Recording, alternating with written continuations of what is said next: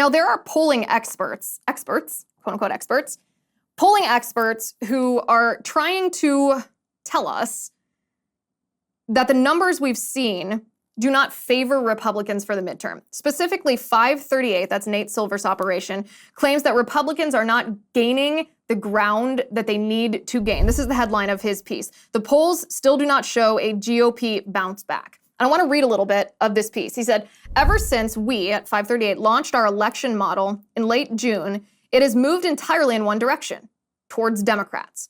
Pretty much every week, they've either gained ground in our forecast or held steady. This week has been more in the held steady category. In the deluxe version of our model, Democrats' chances of keeping the Senate are 71%, while their chances of holding the House are 31%. Neither number has meaningfully changed from a week ago. He writes, as Democrats' position has continually improved, I've tended to focus on optimistic scenarios for Democrats. Frankly, Silver writes, I've been looking for an opportunity to reiterate why Republicans could still have a pretty good midterm. They are, after all, reasonably clear favorites to flip the House, and a 30% chance to flip the Senate is nothing to sneeze at either. That 30% chance, he writes, is pretty much the same one our model gave to Donald Trump against Hillary Clinton on Election Day in 2016. So, excuse my French here, but so your model's shitty? That's all that tells me.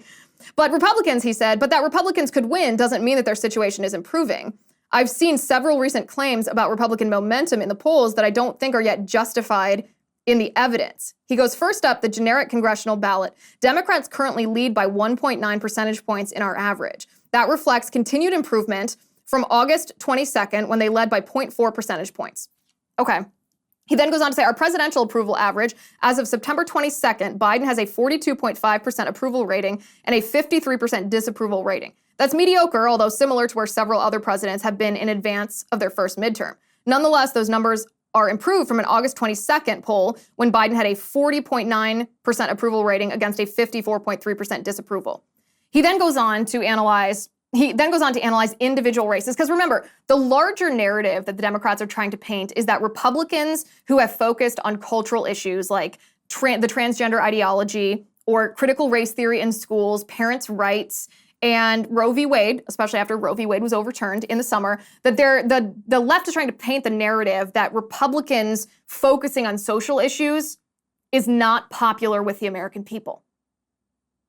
They're trying to create polls, or they are creating polls and presenting polls that they claim shows that despite Republicans' victories on these cultural issues, voters don't care, or voters are actually turned off and favor Democrats in the wake of Republican cultural victories. That's what he's trying to prove. However, if you read very closely here, he says, let's look at the races where there have been at least two polls between the Supreme Court's decision to overturn Roe v. Wade on June 24th and August 22nd, and B, at least two polls between August 22nd and now. In these states, we have enough data to establish a post-Dobbs baseline and to see whether there's been a meaningful shift. 11 Senate races meet this criteria. Here is how the polling average has changed in each one. If you squint, he says, and he shows a graphic here, you can see some movement toward Republicans.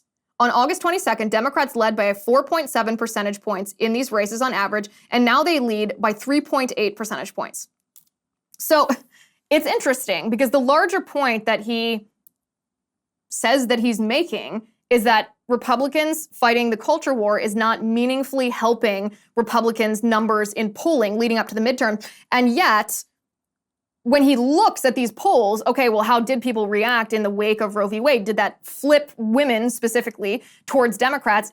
His own polling shows that that's not the case. So a little bit of a contradictory point, of course, buried in like the 10th or 12th paragraph